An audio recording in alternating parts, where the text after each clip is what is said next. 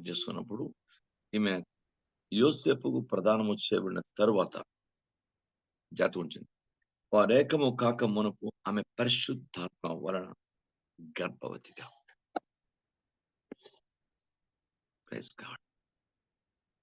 కన్యక గర్భవతిగా ఉందంటే ప్రపంచంలో అది భయంకరమైనటువంటి పాపంగా పరిగణిస్తారు.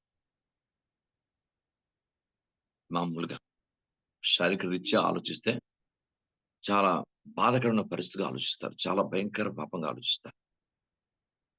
కానీ యోసేపు కూడా ఇక్కడ నీతిమంతుడై ఉన్నప్పటికి కూడా అతను ఆమె పరిశుద్ధాత్మ ద్వారా గర్భం ధరించిన సంగతి ఆమెను ఎరుక చాలా వేదన పడతాడు. అది మనకి ప్రపంచంలో మనకి మామూలుగా తెలీదు. ఆ వేదన పడిన అతనికి తెలుస్తుంది. ఇక్కడ వాణ్ణి రాయుడు. కానీ బైబిల్ గ్రంథం అతడు ఈ సంగతుల గురించి ఆలోచించుకొనిచుండగా ఏం చేయాలి? బైబిల్ గ్రంథంలో దాని పైన ఆమెను రహస్యముగా ఆమెను అవమానపరుచునొలక రహస్యముగా ఆమె బిడనాడు ఉద్దేశించాను. ఆల్రెడీ విడిచిపెట్టడానికి ఉద్దేశం వచ్చింది.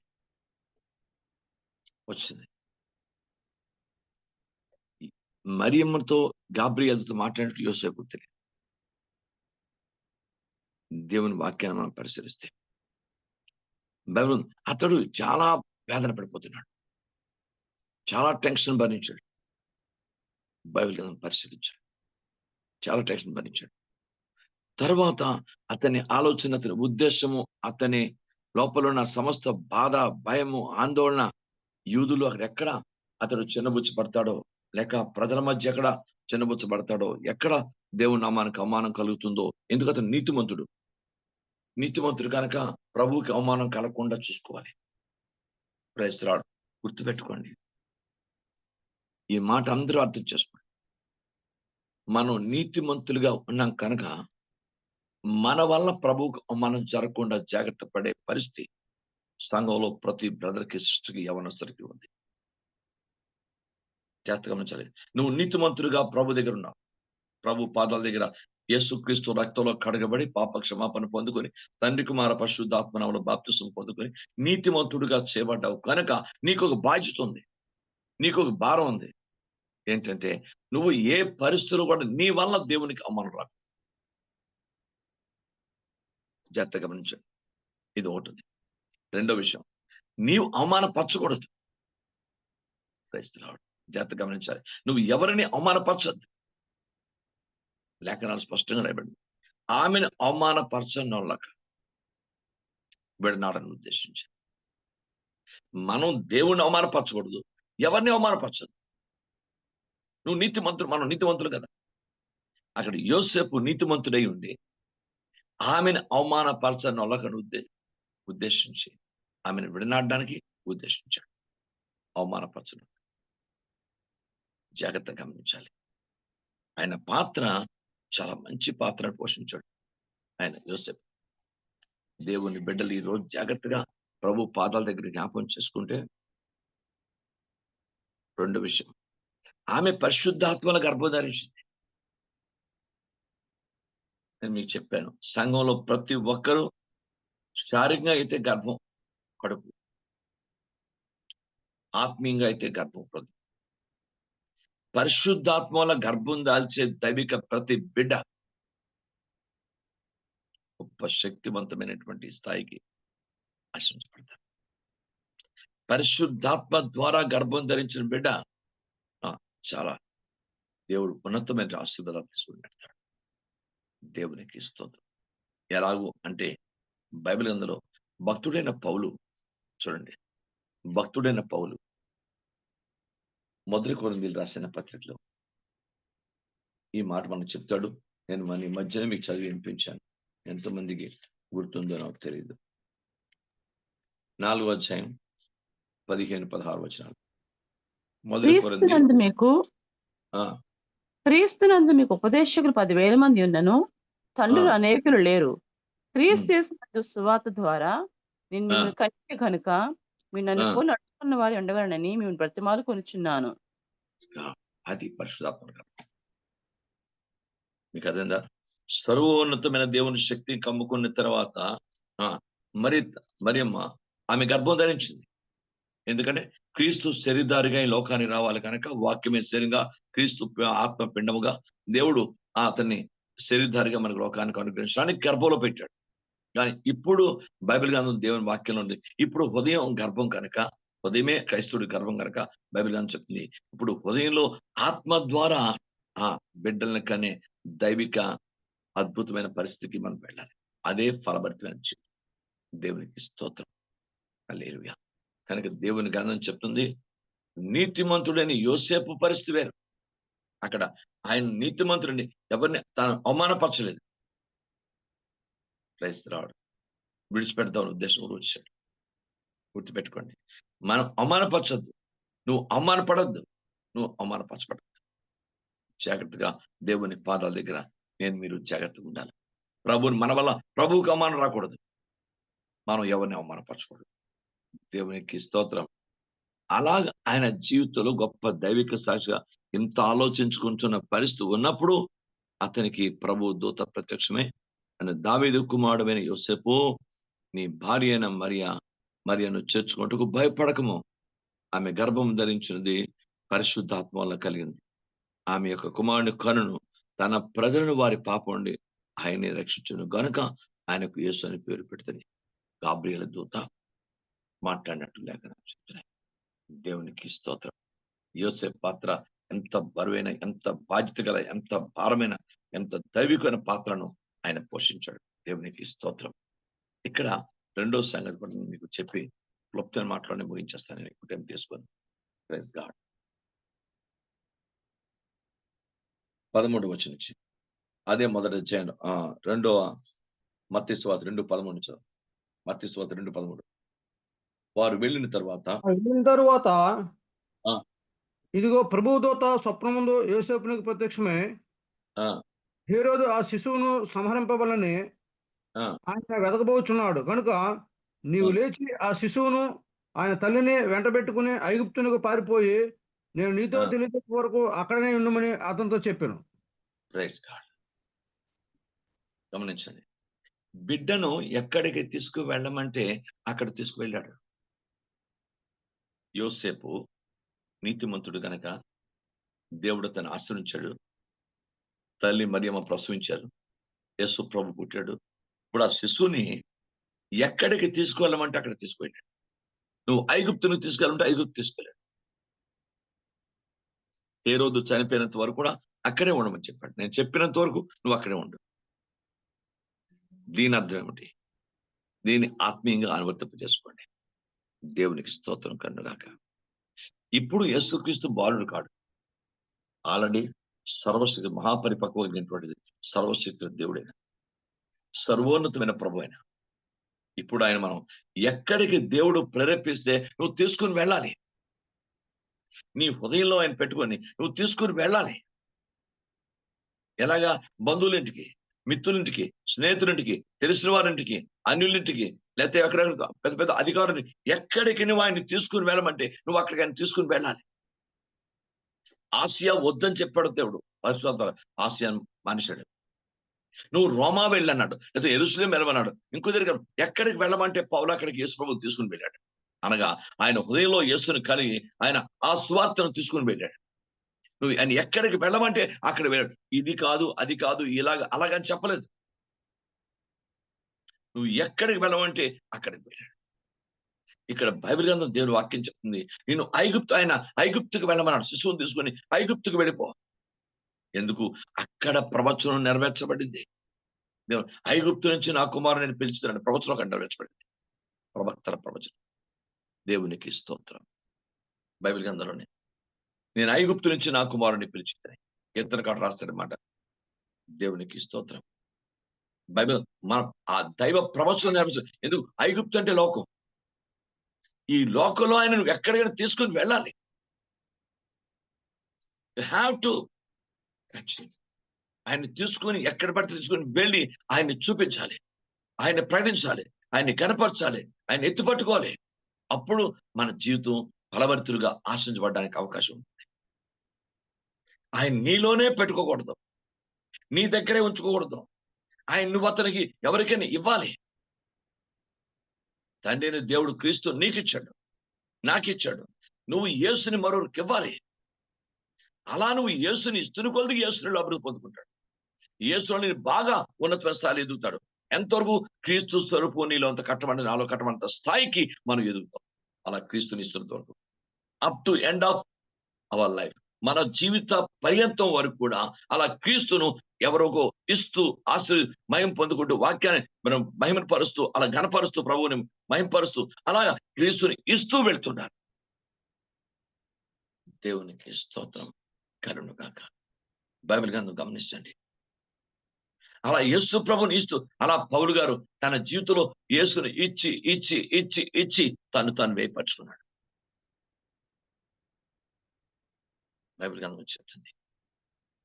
చివరికి ఇచ్చుట్లో, యేసు ప్రభుని ఇచ్చుట్లో లేక సువార్తను ప్రకటించుట్లో, దేవుని రాజ్యం కొరకు ఆత్మలు సంపాదించట్లో పూర్తిగా సాక్షి ప్రాణం కోల్పోయినంత స్థాయికి నా ప్రాణమును నేను ప్రాణమును ప్రేమించలేదు, దాన్ని నేను ప్రాణంగా పరంగా పెడుతున్నాను చెప్పాడు. అంత హతసాక్షి అయినాడు పౌలు. ఎందుకు? యేసుని ఇచ్చుడు ద్వారా, యేసుని గణపరచుడు ద్వారా, యేసుని ప్రకటించడం ద్వారా తన జీవితాన్ని, తన శరీరాన్ని, తన ప్రాణాన్ని, తన సమస్తాన్ని కూడా వ్యయపరిచాడు. అది క్రైస్తవ జీవితంలో పరిపక్వత కలిగిన జీవితం. హల్లెలూయా. పరిపక్వత కలిగిన జీవితం అది. క్రీస్తుని మనలోనే పెట్టుకొని మనం ఏదో చర్చకొచ్చాను, స్తోత్రం, హ్యాపీ క్రిస్మస్ అని దానికంటే ప్రపంచానికి క్రీస్తును ప్రకటించాలి. ప్రతి వ్యక్తిగత నువ్వు, ప్రతి కుటుంబం కూడా నువ్వు క్రీస్తుని ఇవ్వాలి. అది క్రిస్మస్. క్రీస్తుని ఇవ్వాలి. దేవునికి మహిమ, ఘనత, ప్రభావములు అన్ని కలుగును గాక. దేవుని పాదాల దగ్గర ప్రతి ఒక్కరు నేర్చుకోండి. క్రీస్తుని ఇవ్వకుండా, ఉదాహరణకి నా దగ్గర డబ్బు ఉంది, కుటుంబం ఉంది, నేను నా 10 మందిని ముఖ్యులు, నా బంధువులందరినీ పిలిచి వాళ్ళకి లక్షలు ఖర్చు పెట్టి పెద్ద హోటల్లో పెద్ద వించేశాను. ఏం ప్రయోజనం? చక్కగా హ్యాపీగా తింటారు, హ్యాపీగా okay brother praise the lord, uncle praise the lord వెళ్ళిపోతారు. కానీ దేవునికి మహిమ రాదు, నీకు ఆశీర్వాదం, నీ డబ్బు వ్యక్తం. కానీ ఇక్కడ అలా కాదు. యేసుక్రీస్తును తోటి వారికి ఇచ్చుడు ద్వారా నీ శరీరాన్ని, నీ ఆత్మను అలా దేవునికి మహిమ కొరకు వ్యయపరుస్తూ, ఖర్చు పెడుతూ, దేవుని శక్తిని నువ్వు ఉత్పన్నం చేసుకొని దేవుని మహిమ కొరకు వాడబడుతూ ఉంటే ఆ జీవితకు ఆశీర్వాదం, ఆ పరిస్థితి వేరు. దేవునికి మహిమ. బైబిల్ గ్రంథంలో ఉన్న సత్యం ఏంటంటే, నువ్వు అలాగా మామూలుగా ఉండిపోకూడదు. ఇక్కడ యోసేపు ఆయన ఎక్కడికి తీసుకుని ఉండే, ఆ శిశువుగా ఉన్నప్పుడే తీసుకుని వెళ్ళాడు. నువ్వు ఐగుప్తుగా ఉంటే ఐగుప్తునికే వెళ్ళాడు. Praise the lord. మరొక ప్రవచనం కూడా ఉంది అక్కడ, కిందకు వద్దాం. 19 నుంచి, అదే 2వ అధ్యాయం మత్తయి సువార్త 19 నుంచి చదవండి. హేరోదు చనిపోయిన తర్వాత, ఇదిగో ప్రభువు దూత ఐగుప్తులో యోసేపునకు స్వప్నమందు ప్రత్యక్షమై, నీవు లేచి శిశువును తల్లిని తోడుకుని ఇశ్రాయేలు దేశమునకు వెళ్ళుము. బైబిల్ అని చెప్తుంది, ఇశ్రాయేలు దేశాలు, ఐగుప్తు నుంచి మళ్ళీ ఇశ్రాయేల్ దేశం వెళ్ళమన్నాడు. మళ్ళీ ఇశ్రాయేల్ దేశాన్ని వెళ్ళాడు. దేవునికి అంటే బైబిల్ అని చెప్తుంది, యేసుని ఒక దగ్గర ఉంచలేదు ఆయన, ఒక దగ్గర ఉండిపోలేదు. ఆయన అలా శిశువును తీసుకెళ్తూ వెళ్తూనే ఉన్నాడు. క్రైస్తవ సంఘము ఒక్క దగ్గర, మన సంఘంలోనే అతను ఉండిపోవాలని కాదు, మన సంఘంలోంచి ఆయన బయటికి వెళ్ళాలి, మనం మనలో ఉంచాలా, బయటకు వెళ్తుండాలా, అనేక మంది చెప్పాలా, అనేక ప్రకటించాలా. క్రీస్తు ఇష్టం. ఇక్కడ గొప్ప దైవిక మర్మం ఏంటంటే, ఇస్తుని కొలది క్రీస్తు నీలో డెవలప్ అవుతుంటాడు. నువ్వు క్రీస్తుని ఎంత ప్రకటిస్తావో అంత క్రీస్తు నీలో మహిమ పొందుకుంటాడు, అంత అభివృద్ధి పొందుతాడు లోపల క్రీస్తు. అందుకే నా పిల్లలారా, మీరు క్రీస్తు స్వరూపం ఏర్పడే వరకు మీ విషయం నాకు మరలా ప్రసవ వేదన కలుగుతుంది. ఈ క్రీస్తుని ఎంత పరిపక్వత ఇతరులకు ఇస్తుంటావో తిరిగి నీలో అంత లోపల డెవలప్ అవుతుంటాడు. నీ ఆత్మ అంత క్రీస్తు యొక్క స్వరూపంలోనికి మార్చబడుతూ ఉంటుంటుంది. దేవునికి స్తోత్రం. ఆ దైవికమైన ఆలోచన విధానం క్రైస్తవ ప్రతి కుటుంబానికి ఉండాలి. ప్రతి బ్రదర్కి సిస్టమ్ ఉండాలి. ఎంతసేపు మన పనులు తోయింది తోడు కట్టుకోవడం, ఎంతసేపు ఇంటి పనులను ఈ పనులను ఆ పనులు మునిగి తేలిపోయి మన స్వార్థం కొరకు మనమే ఏదో చేసుకుంటే అది దేవునికి ప్రతికూలం, అది అనుకూలం కాదు. క్రీస్తుని ఇవ్వాలి. ఆయన ఐగుప్తు నుంచి మళ్ళీ ఎక్కడ తీసుకొచ్చాడు? ఇశ్రాయేలు దేశాలు తీసుకొచ్చాడు. బైబిల్ అందులో మరొక ప్రవచనం చూద్దాం అక్కడ. దేవునికి మహిమ. మళ్ళీ 20 నుంచి నీవు లేచి శిశువును తల్లిని తోడుకుని ఇశ్రాయేలు దేశంలోకి వెళ్ళము. శిశువు ప్రాణం తీయచూచుని వారు చనిపోయారని చెప్పాను. అప్పుడు లేచి శిశువును తల్లిని తోడుకుని ఇశ్రాయేలు దేశంలోకి వచ్చెను. అయితే ఆర్కెలాయు తన తండ్రి అయిన హెరోదునకు ప్రతిగా యూదయ దేశంలో ఏలుచున్నాడని విని అక్కడికి వెళ్ళవేరచి స్వప్నమందు దేవుని చేత బోధింపబడిన వాడే గలిలయ ప్రాంతంకు వెళ్ళి నజరేతును ఊరికి వచ్చి అక్కడ కాపురం ఉండెను. ఆయన నజరేయుడు అన్న బడునని ప్రవక్తలు చెప్పిన మాట నెరవేరినట్టు ఇలాగ జరిగాను. ఎందుకు నజరేయుడు అని ఆయన వచ్చాడంటే ప్రాఫెసీ నెరవేర్చబడ్డాడు. నజరేతు వెళ్ళాడు. ఐగుప్తు దేశం, ఇశ్రాయేలు దేశం, నజరేతుకు వస్తే అందుకే నజరేయుడని యేసు అంటారు. అలాగూ ప్రవచనం నెరవేర్చబడింది. యోసేపు తన కుమారుణ్ణి ఆయన విసిగిపోలేదు. మళ్ళీ తనక ఆ కల యందు ఆయన బోధపరచబడిన వాడే. ఆయన ఎక్కడికెక్కడ తీసుకెళ్ళమంటే అక్కడికి తీసుకుని వెళుతూ వచ్చాడు. సంఘము ఇక్కడికి అక్కడికని కాదు. ఏ ఊరు, ఏ పట్టణం, ఏ దేశం, ఏ పల్లెకి, ఏ కొండ ప్రాంతాలకు, ఎర్ర ప్రాంతం, ఏ ఎక్కడికి దేవుడు తీసుకుని వెళ్ళమని మన ఆత్మ ద్వారా ప్రేరేపిస్తూ ఉంటాడో మనం ఆ దేశానికో, పట్టణానికో, పల్లెకో, ఆ ప్రాంతాలకో యేసు ప్రభువుని తీసుకుంటూ వెళుతూనే ఉండాలి. మన జీవిత కాలం అంతా మనం ప్రభువుని మోసుకెళ్తూనే ఉండాలి. దేవుడు మాక్సిమం నీకు ఆయన శక్తిని, కృపను, ఆరోగ్యాన్ని, క్షేమాన్ని, శ్రమని అన్ని కూడా ఆయన్ని మోయడానికి కావాల్సిన శక్తి అంతా ఆయన ఇస్తాడు. ఎందుకు? పాప భారాన్ని తీసివేశాడు కదా. ప్రయాసపడి భారం మోసుకుని సమస్య మీరు నా ఎద్దుకు రండి, నేను మీకు ఆ విశ్రాంతి ఏంటి? మీకు విశ్రాంతిని ఇస్తాను. ఏంటి ఆ విశ్రాంతి? బైబిల్ గ్రంథంలో విశ్రాంతి గురించి ఏం రాబడింది? విశ్రాంతి అంటే మామూలు రెస్ట్ అని కాదు కదా, రక్షణ. ఒక అర్థం కాదు. విశ్రాంతి అంటే బలం. దేవుని స్తోత్రం. నేను ఎక్కడో చదివాను, ద్వితీయోపదేశకాండం అనుకుంటాను. నేను దాన్ని మీకు ఆ నిర్వచనం ఒకసారి చూపిస్తాను. నేను చదివాను దాన్ని. బలమనిస్తాట ఆయన.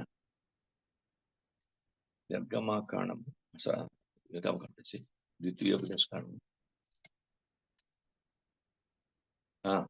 ద్వితీయోపదేశకాండం చూడండి, 33:25 చదవండి. ఆశ్చర్యం అని చెప్తాడు మాట.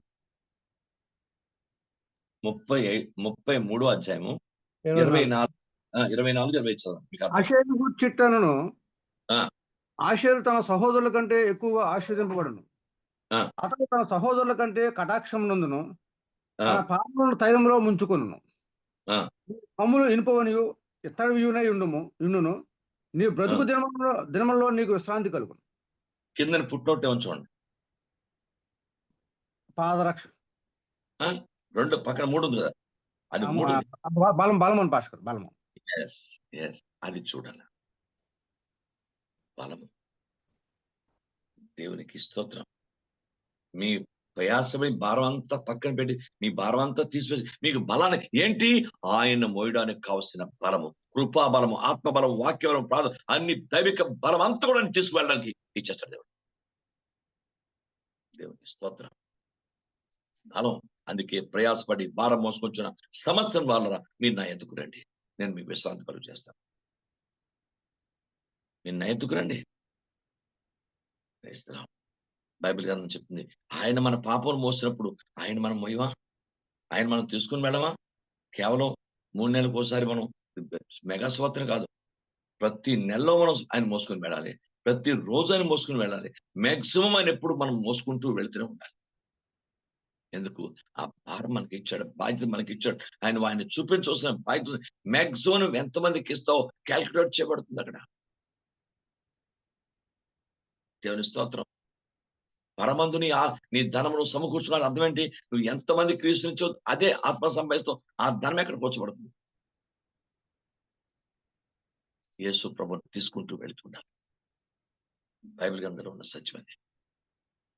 అందుకే యోసేపు అద్భుతమైన పాత్ర పోషించాడు. దేవుని స్తోత్రం కనుక అవమానం భరించాడు, నిందలు భరించాడు, టెన్షన్ భరించాడు, బాధను భరించాడు. యేసు ప్రభు ఆ రోజులు మళ్ళా వాహనాలు గిహనాలు లేవు. గాడిద కంతలు కట్టి గాడిద మీద తీసుకొని వెళ్ళాలి. అలాగే తీసుకొని వెళ్ళాడు. నడక ప్రయాణంలో వెళ్ళాలి. ఆమెను గాడిద మీద కూర్చోబెట్టాడు, ఈయన నడిచాడు. నడక ప్రయాణం ఇప్పుడు మనం నడకలు గడకలు పెద్ద లేదు.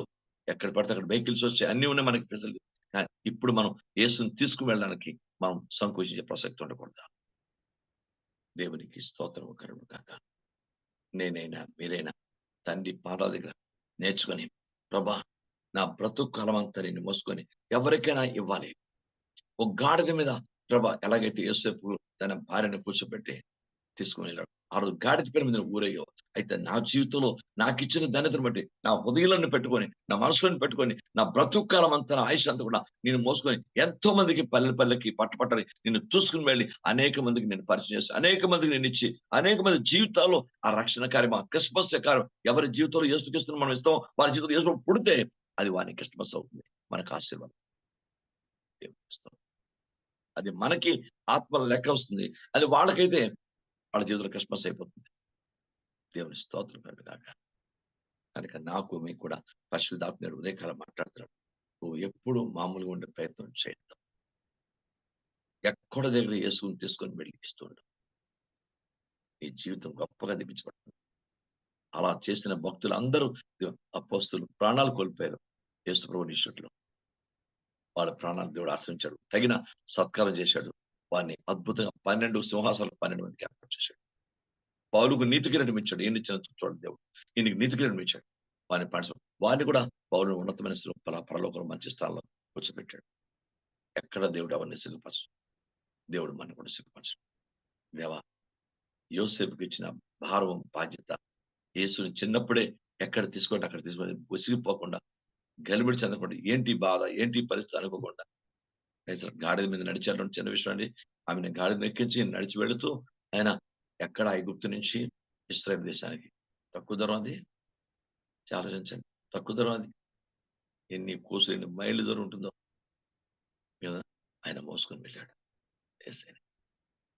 అది ప్రపంచానికి సదృశంది.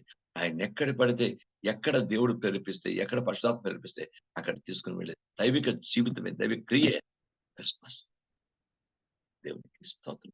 ఆ బాధ్యత అనే క్రిస్మస్ లో యోసేపు పాత్ర అనూహ్యమైనది, చాలా గొప్పది. దేవుని స్తోత్రం. లోకమునకు యేసు ప్రభు నిచ్చుట్లో తన వంతు పాత్ర నీతియుక్తంగా, నీతివంతంగా పోషించాడు. మన వంతు, మన పాత్ర, మన భార్య, బిడ్డలు, కుటుంబం ఎవరి బాధ్యత వాళ్ళు దైవిక నిర్వర్తిస్తే ఇంకా మనలో ఊహించలేని అద్భుతాలు, ఆశీర్వాద కార్యాలు, ఎనలేని మేలు ప్రభు నుంచి మనం పొందుకుంటాం. దేవుడు తన మాటలు మన ఇంట్లో దీవించను కాక. ఆమేన్. ప్రార్థన చేసుకుందాం. ప్రభు స్తోత్రం, దేవునికి మహిమ. అందరూ అభిషేకించి చిన్నవాడు ప్రార్థన చేయండి. మళ్ళీ రాత్రులు నిద్ర పట్టకుండా బిడ్డ మరి జ్వరంతో ఉండండి, విషయాలు ప్రార్థన చేయండి. Praise God. మరి వారంలో జరిగే కుడికిలు, ముఖ్యంగా ఎల్లుండే దయచేసి అందరూ బాధ్యత వహించండి. ఇది నాకు కాదు అన్నట్టు ఎవరు ఉండద్దు. ప్రతి ఒక్కట్లో అందరూ బాధ్యత వహించండి. సంఘంలో ఉన్న ప్రతి బ్రదరు, సిస్టర్, యవనస్తులు అందరూ బాధ్యతగా ఉండండి. ఎందుకంటే ఒక్కరి మీదే ఎవరి మీద చేస్తున్నారు కదా అని చెప్పేసి వాళ్ళ మీదే భారం మోపడం తగిన సభలో కాదు. కనుక అందరూ బాధ్యత వహిద్దాం. అందరూ ఎవరి మట్టు వాళ్ళు ఏం చేయవాలో మన వంతు మనం చేద్దాం.